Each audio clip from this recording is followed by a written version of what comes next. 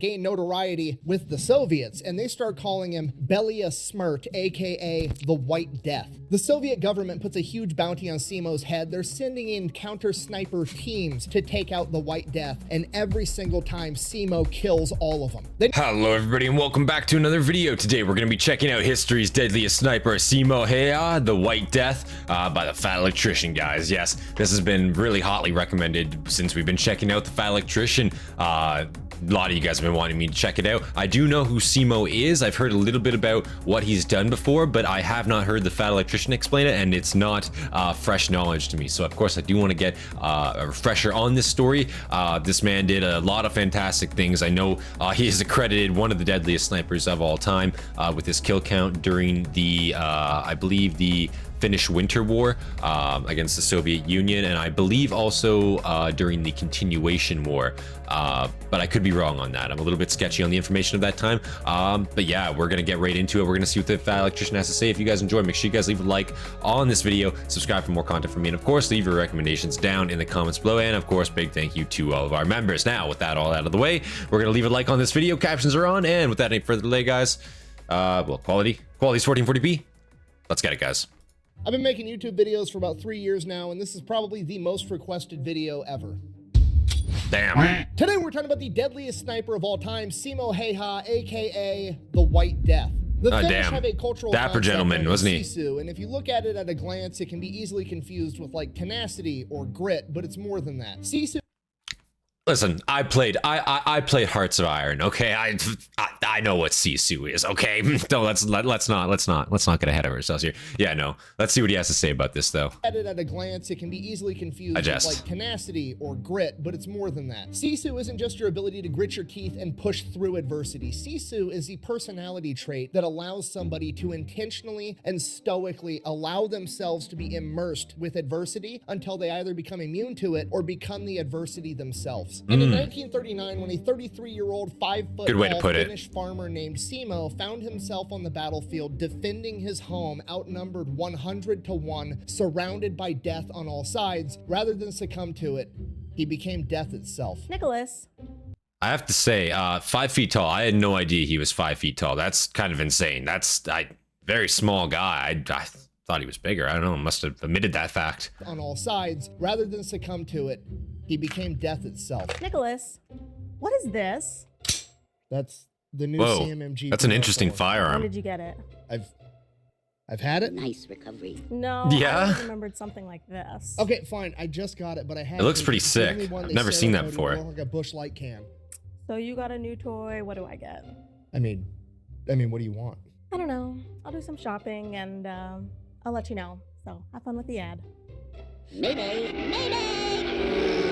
I mean, that's why you do ads, am I right? Okay, super simple business model. You give them money, they turn around and they make sure that online data brokers are not selling your personal information online. Okay, here's the deal. Pretty much anytime you use a free service on the internet and you click that little box that says, I agree to the terms and conditions, you've basically just agreed to allow them to harvest as much of your personal information as humanly possible. They then turn around and sell that to online data brokers, and that's how they can afford to offer you a free service. But when that makes sense. They go and they monitor all of these online data brokers for your personal information, and then if they find it, they submit all the opt-out forms on your behalf, so they have to take down and stop selling that information. So when you buy convenient, you're not actually buying anything, you're just buying your way out of all the negative consequences of all the free shit that you've already gotten. And because they continue to monitor those data brokers, you're buying yourself out of all the future negative consequences of all the free shit that you haven't even gotten yet. So if you want to give Delete Me a try, there's going to be a link and a discount code down below. Let's get back to the video. Damn.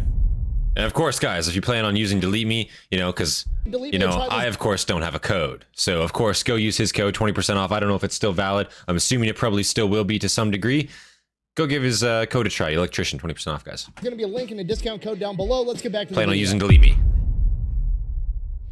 All right, Simo Häyhä. He was born on December 17th, 1905, and grew up on his family farm, which was right on the border between Finland and Russia. Now, when I say farm, people automatically think of like some dude in a baseball cap and overalls holding a pitchfork with rows and rows of corn in the background. It wasn't one of those kinds of farms. This is going to be a lot more depressing. This is a Finnish farm. This is a... It's gonna be more of like a house in the woods, I feel like. You know what I mean? Paul's holding a pitchfork with rows and rows of corn in the background. It wasn't one of those kinds of farms. This is what you would call a forest farm, which is a lot more akin to like what we would call a homestead today. Basically, Simo grew up in a cabin in the woods, and they had a really big garden, and they grew enough food for themselves and then had enough extra to like take it to the farmer's market and sell for money. So Simo essentially grew up his entire life in this harsh, hilly, wooded, snow-covered, freezing environment. This is his baseline, okay? This doesn't suck to him. This is just your normal everyday stuff. Walking uphill every direction through the snow is just a good day to him. And this almost goes without saying, but I'll mention it anyways, that hunting was also a humongous part of how his family put food on the table, and Simo did that from a very young age as well, hunting in this harsh environment. Unfortunately, Simo was pretty intimately acquainted with death at a young age. He had 4 brothers and 3 sisters. One of his brothers passed away in 1918 in the Finnish Civil War, and another one of his brothers passed away after suffering from heat stroke on a construction site. Simo was a member of one of the last generations that didn't have the luck. Yeah, that's the thing. That's the same thing here in Canada. You know, heat stroke on a construction site. I imagine, I don't know if it's the summer or what months it is over there. Man, winters can be brutally cold and the summers can be brutally hot. It was fucking 31. Well, mind you, we got a lot of fucking forest fires and shit going on right now. But the other day here, it was 32 degrees, and that's not with humidity and all that other shit. About 37 degrees with humidity. You know, it gets warm. You know what I mean? It gets warm. This is Celsius, of course, because I don't fucking understand Fahrenheit, except for when I'm cooking. You know, I can tell you what to bake a pizza at 450 degrees Fahrenheit, but you know, I couldn't tell you what to bake a pizza at in Celsius, but the temperature outside is in Celsius. That's how it works, okay?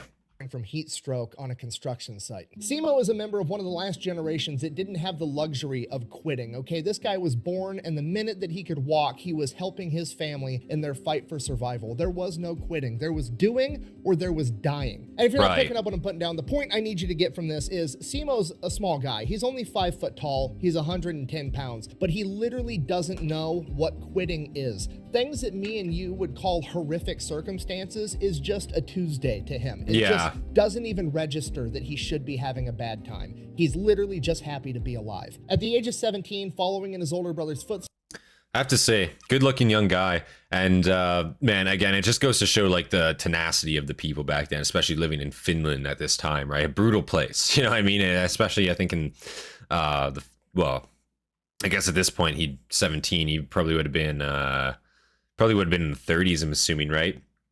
30s at this point, yeah. Not very developed, not much infrastructure, not much going on, I'm sure, in Finland on the border at this point.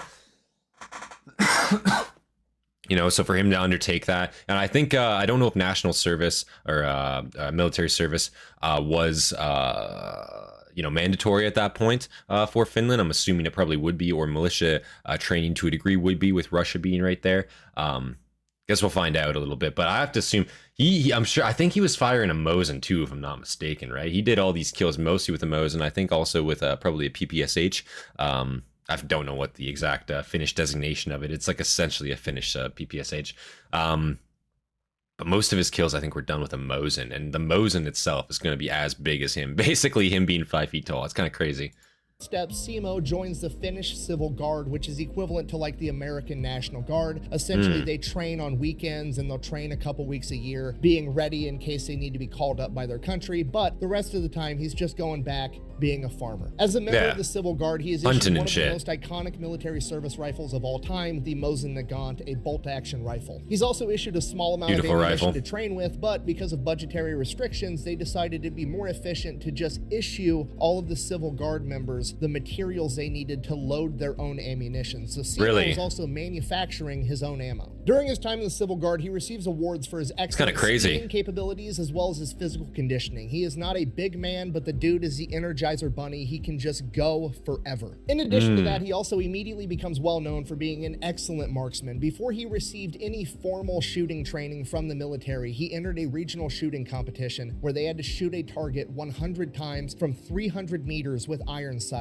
and he had 93 out of 100 hits. That's fucking insane. He won a ton of shooting competitions inside of the Finnish military. 93 out of 100 shots at 300 meters with iron sights is a fucking crazy feat to accomplish, I have to say. I don't think many people are going to be doing better than that, to be real with you. Now, mind you, Mosins are, you know, pretty pretty decent rifles for what they are, and the sights on them are pretty good as far as iron sights go. But still, 300 yards or 300 yards, 300 meters. Either way, still a fucking great feat to accomplish. I probably couldn't do better than that. I'm just gonna say that now. Military, not just with his Mosin, but also with the Crazy shit. M31 submachine gun. He very quickly qualified for the title of master shooter within the Finnish military, and it is said that he was able to estimate range within the accuracy of 1 meter up to 150 meters away. Okay, that's literally a superhuman ability. You could just point to something off in the distance, and Simo could eyeball it and be like, it's like 89 meters away, and he was dead on every single time. And that's fucking crazy, man. The scariest part. The scariest part was how fast Simo could operate his Mosin bolt-action rifle. He could fire his Mosin accurately, insanely fast. So fast that they actually wanted to time him one day. So his buddies got a stopwatch, and they were going to time to see how many times Simo could hit a target 150 meters away with his bolt-action rifle in the span of 60 seconds. Simo scored 16 hits in the span of 60 seconds with a bolt-action rifle. He is the one. And that's impressive. The Mosin only holds 5 rounds in the magazine. So you reloaded 4 times? Shot the first 6 rounds, because there was 1 in the chamber, reloaded, shot the next 5, reloaded again, and shot another 5, hitting the target 150 meters away with fucking... Fair enough, I forgot I loaded 1. That's fair, that's my bad. Shot another 5, hitting the target 150 meters away with fucking iron sights every single time. Okay, if you don't know much about guns, this is the only bolt-action rifle I have, but he had to do something like fire 1, 2, 3, 4, 5, reload the gun, and then he did that 2 more times in 60 seconds with 100% accuracy. So Simo is just a natural superhuman level shooter. So this goes on for 2 years, and then at the age of 19, it's impressive. He ends up joining the Finnish active military, because at this point in time, Finland has mandatory service of 15 months. And Simo gets attached to a bicycle battalion, which is... It's something I honestly can't decide if it's hilarious or terrifying, the image of Simo rolling up to a battlefield on a bicycle. Dude, okay, listen, a lot of people like to talk shit, man, but bicycle divisions were the shit back in the day. I'm just saying, that's mobilized infantry. Go fuck yourself. I don't care what anyone says. That's mobilized infantry, okay? That's better than walking, okay? I don't give a fuck. I would rather bicycle my ass across the country than walk, that's for damn sure. Better to have one and not need it than need it and not have it, you know what I'm saying? Everyone's all laughing until you're just a fucking light foot infantry and you have to walk your ass fucking 200 kilometers across an open country. Yeah, it's not fun, you know what I'm saying? Fuck that shit. Yeah. People laugh at the bikes, man. No, I'd rather have a bike. I'd be in the bicycle division. call me the special division. I don't care. Fuck it. Rolling up to a battlefield on a bicycle. Yeah, hell yeah. So he serves his 15 months in That's active right. duty military. Nothing really going on at this point in time. Then he goes back into the civil guard and continues being a farmer. And that's pretty much all he's got going on for like the next decade. He's just in the civil guard, winning shooting competitions, going back home, taking care of his crops, and that's a life. Hunting. November 26, 1939, an event known as the Shelling of Manila happens. The real quick, oversimplified version of this is essentially Russia wants to take over Finland. Finland isn't down with that, so Russia now has to come up with a reason to go to war with Winter Finland. War. They can't find any legitimate reasons, so they fabricate one. Simply put, this is a false flag event. The Russian military shells near a Russian town near the border with Finland. They then turn around and say, well, actually, Finland is trying to shoot artillery at our town, so we're going to go to war with them. Finland obviously denies shelling the Russian town because, well, they didn't actually do it, and they offer over to Russia like, hey, we're willing to let a third-party independent investigator come in and determine what happened. We did not do this. Russia declines and then invades Finland 4 days later. Oh no! Russia sends in 450,000 soldiers to attack Finland. Okay, to put that into perspective. Yeah, they were pretty brazen back in the day. Like, that's the thing, man. They were pretty brazen, but then again, everyone was, you know, it wasn't just the Soviets and the Nazis, you know, England was too, America, you know, honestly, before Pearl Harbor, you guys were pretty isolationist. I'll be completely real. You guys didn't really want to fuck around too much. I think you guys fucked around in the Philippines and Hawaii, but I think that's about it, right? I don't think you guys really did like a radical amount after that, you know what I mean? Maybe I'm wrong. Somebody let me know. I think Pearl Harbor really kind of decided that for the next like rest of history, you know, so far. What happens when you fuck around with America? Yeah. Russia sends in 450,000 soldiers to attack Finland. Okay, to put that into perspective, the total population, not the military, the total population of Finland at this point in time is about 4 million people. So 25% of the entire Finnish population is getting sent in with guns to attack Finland. And those 450,000 Soviets are being backed up by the Soviet population of 168 million. Yeah. That's fair. Calling this a David versus Crazy. Goliath type situation is putting it mildly. On paper, Finland doesn't stand a chance. But Finland does have a couple of things going for it, because in the years leading up to this, Had Stalin the conducted Mannerheim Great Purge, line, right? essentially killing off all of his high-ranking and knowledgeable military leadership because he was worried that they were going to try to overthrow him. So by and large, the Soviet military at this point in time is pretty incompetent. And the Finnish, well, they're Finnish. They've got that going for them, okay? If you've read enough history, you know there's a couple of quick life hacks if you want to live a long, happy life, you know, like don't smoke, eat a good diet, never try to fight the Filipinos in the jungle, and never try to fight the Finnish people in the snow. It's just a bad time. Right. You really adopted the dark.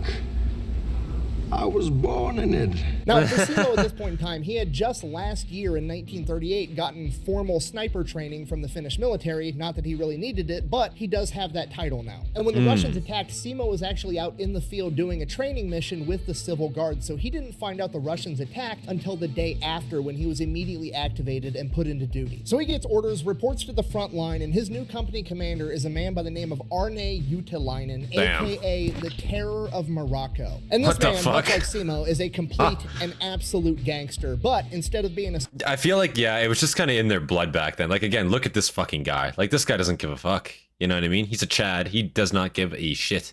Now, I will say that that collar looks a little sus, but at the end of the day, you know, still Chad. You know what I'm saying? Absolute fucking Chad right there. And this man, much like Simo, is a complete and absolute gangster, but instead of being They a were built sniper different like back Simo then. He's a leader. He's leading men into battle that are going in heavily outnumbered. We're talking like 100 guys versus 5,000 men on the Kola front where they're fighting. So Juutilainen's signature move, embracing Sisu and having no fear, would go out on the front lines in the middle of battle and sit in a rocking chair with gunfire and explosions going off, giving orders to his men to show them that they didn't have anything to fear. And Simo is now taking orders from this guy. Okay, shit's about to get real.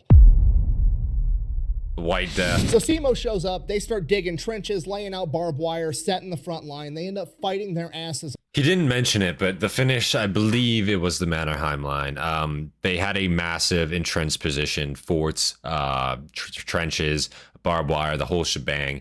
And that was on the southern part of Finland. I don't exactly know where Simo was deployed to, but that was a massive boon to the Finnish military at that point as well.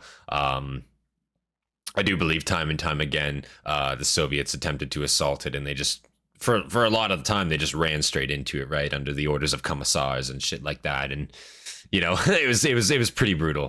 They wasted a lot of manpower on that for like no reason. Goes up, they start digging trenches, laying out barbed wire, setting the front line. They end up fighting their asses off for 2 days straight. After that, they actually end up receiving orders to fall back a little bit, which they do. That becomes like Juutilainen's thing. Like, we're not retreating unless we receive orders. We are going to stand here and fight till the bitter end unless ordered to do otherwise by our superiors. So they fall back, and Juutilainen knows that Simo is like from this area. Like, his farm is right down the road. He knows the area, he knows the terrain. So he grabs Simo and he's like, hey, I need you to sneak behind enemy lines and start cutting all the telephone wires. To which Simo replies, and I quote, I'll try my best. And Simo's best is absolutely enough. He sneaks behind enemy lines. He's cutting all the telephone wires, just wreaking havoc behind enemy lines. Ends up making it back completely unscathed, at which point Juutilainen is like, okay, this dude's super sneaky. He knows the terrain. I'm just gonna make him like my go-to sniper for all my shit. Shortly after this, on the Kola front, where Juutilainen is in charge, there is a Soviet sniper that keeps taking out platoon leaders, okay? They're specifically targeting his officers, his best guys. Juutilainen cannot have this happen. He turns to Simo, basically says, go get him. So that next morning before the sun comes up, Simo goes, has a big breakfast, and then takes off. He goes to the general area where this sniper's been operating, and he inserts himself in, and he builds a little snow berm, and he packs the snow down really tight, and then he pours water all over it so that it freezes into this ice wall, and this becomes one of his signature tactics. And this is brilliant because Simo is planning ahead for failure. He is planning on missing his first shot. He never does, but it never hurts to be ready for the worst possible outcome. You see, because Simo already knows growing up in this environment and hunting his whole life that the first time you fire that bullet, snow is going to kick up all around you into a giant cloud. And if the other enemy sniper doesn't know where you are, they're going to know now. So Simo, thinking 10 steps ahead, goes and eliminates the snow factor. He turns all the snow around him into ice so that there's nothing to kick up at all. And then he just lays there still all day long, not moving. He's constantly putting ice and snow into his mouth so that his breath doesn't create fog, so that there's no way of possibly seeing this guy.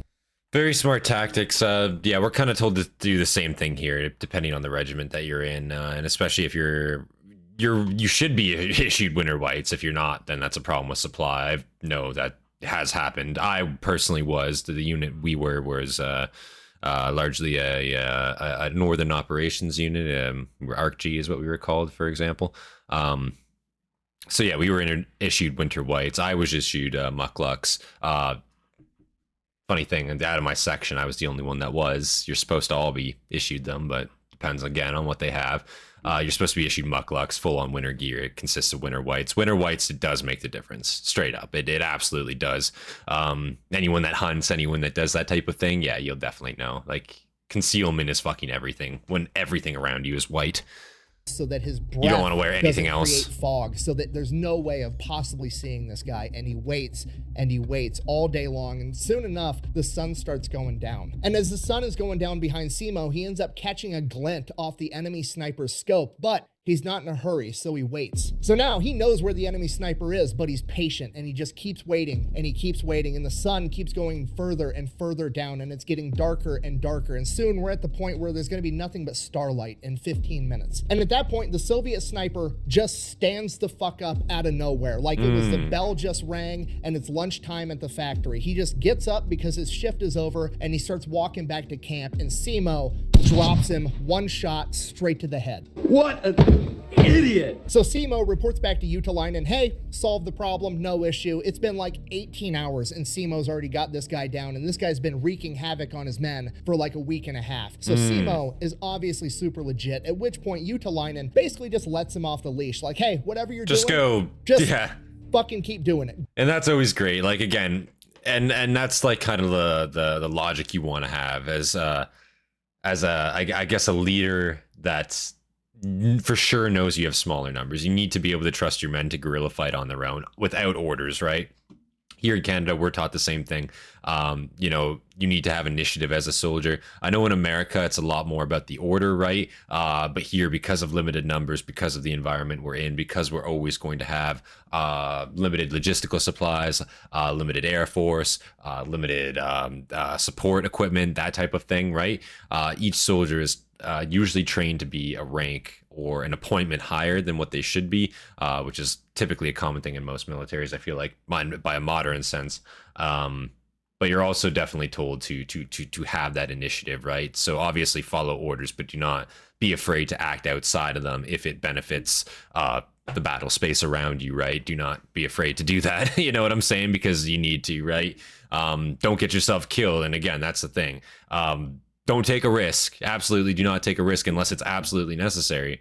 But if you're going to, fucking do it big. You know what I'm saying? Fucking go all the way with it. You know, that's what it is. And basically just lets him off the leash. Like, hey, whatever you're doing, just fucking keep doing it. Yeah. Go win. And this is what Simo does every single day. He goes out, he builds his ice berm into a couple of different locations that he has already set up, and he is just picking off Russians left and right. And unlike other snipers at the time that were trying to prioritize high-value targets like officers, Simo absolutely was not, which makes sense because his family farm is right down the road. Like, his family, his friends, where he grew up is literally under attack right now. If you were wearing a Russian uniform and he saw you, you were a dead man. Simo got asked about this later in life, and he replied, and I quote, "I shot when I saw the enemy. I didn't care if they were a leader." Simo is literally training the front line like it is a shooting gallery at the state fair. There are multiple days where he is logging between 10 and 20 confirmed kills. So at this point, Simo starts to get a ton of notoriety within the Finnish military, and it gets to the point where whenever there's a problem, it doesn't matter if it's a forward observer that's shooting accurate artillery, it doesn't matter if it's an enemy sniper, anywhere on the front line, they would send for Simo and they would pick him up, escort him to that part of the front line, and he would go handle the problem. And the best part about this this is you got to remember, this is Finland in December in 1935. So when they send for Simo, they're sending a reindeer-guided fucking sleigh to pick him up and escort him to wherever there's a problem. That's and funny. He's going to go out and solve it. He's like the shitty inverse of Santa Claus, except instead of leaving a lump of coal in your stocking, he's going to put a piece of lead in your fucking forehead. No weaknesses. Oh my god. So Holy around shit. this point, Simo starts to gain notoriety with the Soviets, and they start calling him Belia Smrt, aka the White Death. The Soviet government puts a huge bounty on Simo's head. They're sending in counter-sniper teams to take out the White Death, and every single time, Simo kills all of them. They never stood a chance. The man can shoot 16 rounds a minute accurately out of his Mosin. He's wearing white camouflage in the snow. He's turned all the snow around him into ice, so there's no kicking up snow. You can't see his breath. He doesn't have a scope to catch a glint of. He's literally eliminated luck from the scenario. He is a complete ghost, and he's just wiping the floor with the entire Soviet military. So eventually the Soviets are like, okay, we're just gonna quit fucking with this guy. We're gonna quit sending men into that area of operation where we know the White Death is, and we're just gonna focus on other areas. And Simo takes this as his opportunity to go play offense. I was gonna say that, then you're just prompting him to go like forward and fuck your supply line up. The second you don't have a holding force, right? Like, and you just kind of like let the enemy do what you want or do what they want, then yeah, you just lost all sort of advantage. They're going to take advantage of that if they're a smart enemy. And in the case of it's literally just one guy with a fucking Mosin that you can't see, yeah, what's stopping him from, you know, walking another 100 yards forward, another 100 yards forward, another 100 yards forward? Oh, there's no longer a fucking enemy force like manning the front line. Guess I'll just walk 2 kilometers forward. Oh fuck, look, there's their logistical line. Cool. You know what I mean? Like, why not? Yeah.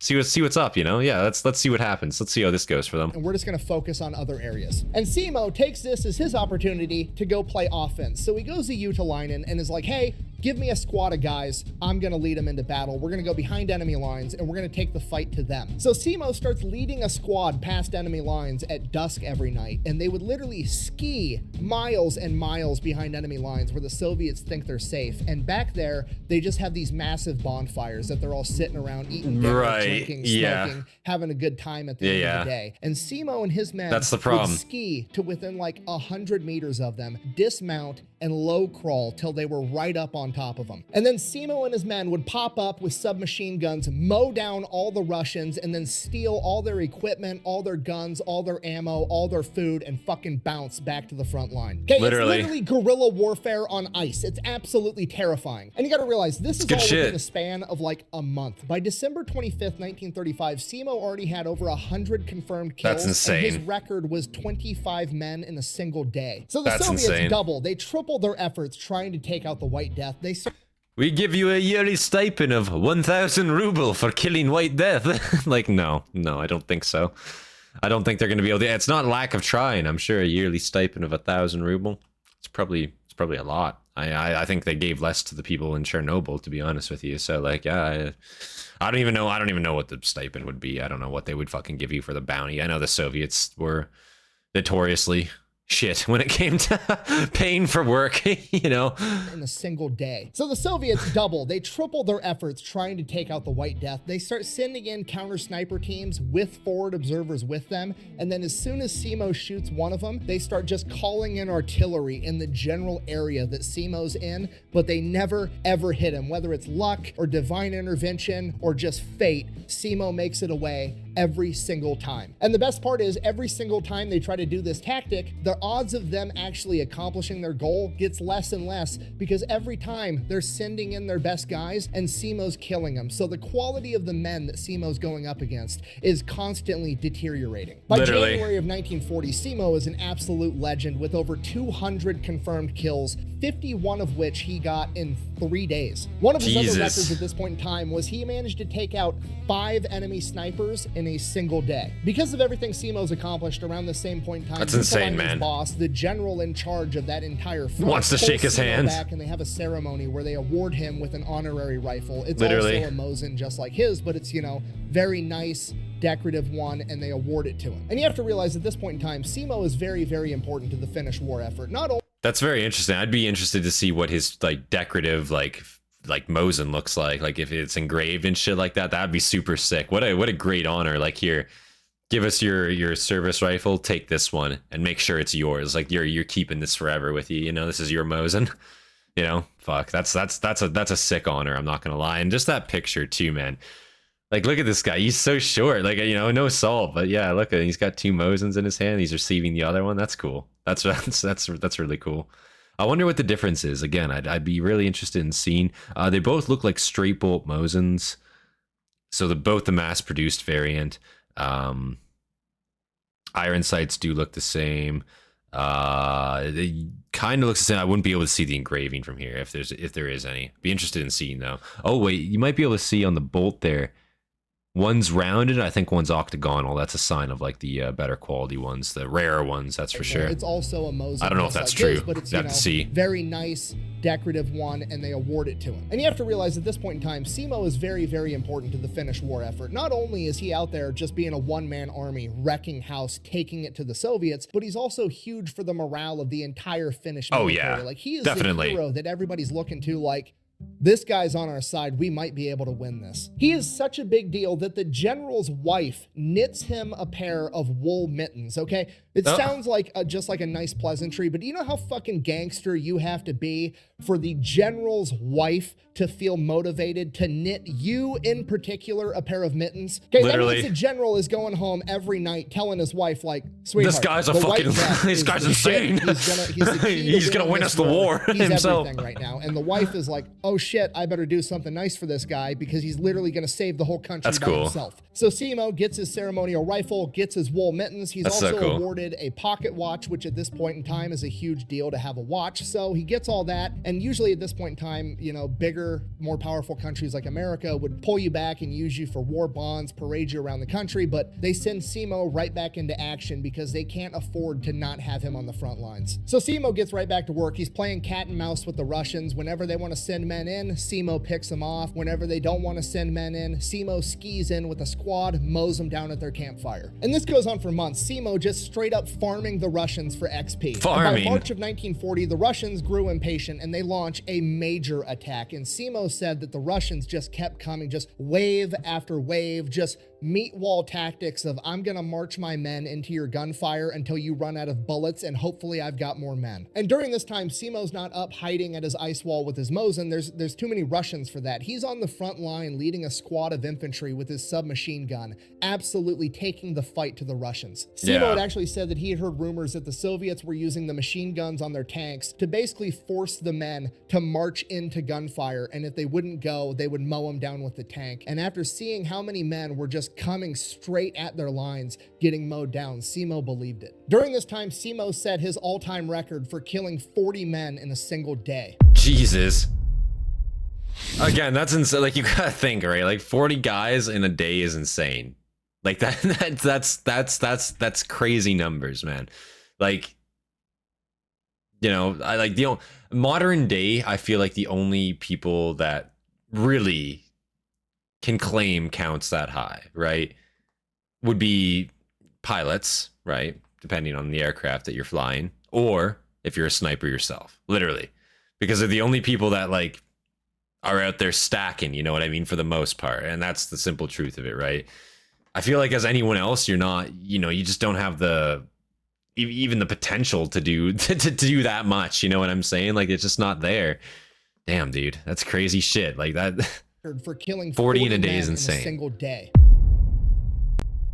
Simo continues to lead his squad into battle until on March 6th at 2 p.m. when he feels what he describes as a suppressed bang inside of his mouth. He then said that he immediately felt his mouth was full of bone fragments and blood before losing consciousness. Simo doesn't know this yet, but he has just been shot in the face with an exploding bullet, which has actually been a war crime since the 1800s, but, you know, hey, so is launching a false flag event to invade Finland to begin with, so why stop at one? Simo is then scooped off the front lines and taken back to an aid station where he is triage. Triage is the act of medics basically sorting out all of their patients to, you know, the people that need to make it to the hospital right now on the next truck to have a chance at surviving, the people that can, you know, lay here for a couple of hours and they'll probably be fine, walking wounded, and the final category, expectant, which basically means they're dead or they're going to die before they make it to the hospital, and we're not going to waste the space on the next truck. He is literally thrown into a pile of other dead Finnish soldiers. We don't know how much time passes, but eventually somebody ends up seeing Simo's foot moving in this, what is now a mass grave. They then end up getting Simo out, they get him to the hospital, and he is in a coma for the next 7 days. He then wakes up in the hospital on March 13th, 1940, the very same day the Soviets sign a peace treaty with Finland, effectively ending the Winter War.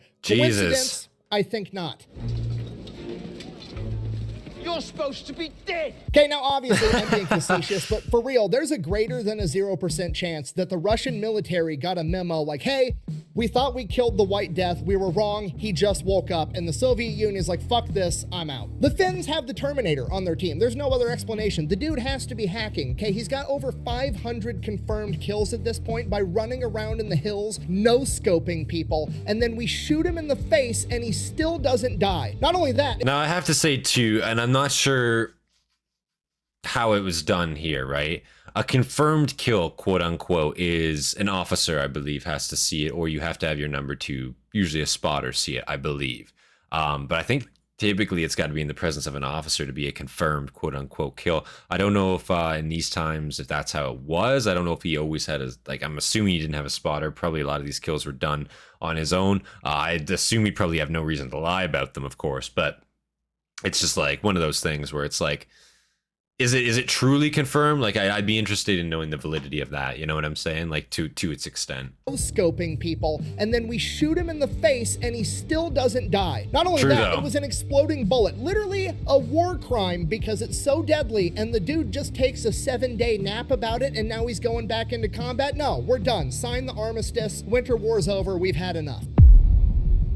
Damn. Now, the war ending is actually great news for Simo because now the hospitals aren't constantly under the threat of getting overrun by Soviets or getting hit with artillery, so they're going to actually be able to get him the surgeries and care that he needs to make the best recovery humanly possible. He spends the next 14 months in the hospital where he undergoes 26 reconstructive surgeries on his face and jaw. After those surgeries, Simo makes a pretty good recovery. He gets released from the hospital. He is released from his military duties, and unfortunately, part of the armistice between the USSR and Finland is that some of the lands that Finland had got relinquished over to the USSR, including Simo's farm. So the Finnish government actually gives Simo a new farm with a house roughly the same size, same type terrain, as close as he could get back to his old home. And from there, he just goes back to doing what he was doing before. He's farming, he's hunting, he's walking around in the woods by himself. He just goes back to doing his thing. That's For nice. his service, he was awarded the 1st and 2nd class Medals of Liberty, the 3rd and 4th class Crosses of Liberty, and in 1941, he was nominated for the Mannerheim Cross, which is the Finnish equivalent of the American Medal of Honor. But unfortunately, that medal didn't actually get conceived until 1941, which is after Simo's service, so a lot of the paper pushers inside the Finnish government denied him getting the Mannerheim Cross because his, I guess his service was before that award existed, so that wouldn't make sense. So he never actually got the Mannerheim Cross, but the man deserved it 1,000%. Okay, I think the Finnish fucked up hard on that one. Yeah, how are you going to have the biggest military award? You only conceive of it in 1941, and you have a guy that has 500 kills in your service from a war that was fucking fought less than, like, what, 2-3 years ago at this point? Like, go fuck yourself. Like, what are you talking about? You can't give it to him. He took a bullet to the face. Like, that's the only reason he stopped fighting for you. You fucking idiots. Like, what? Like, no.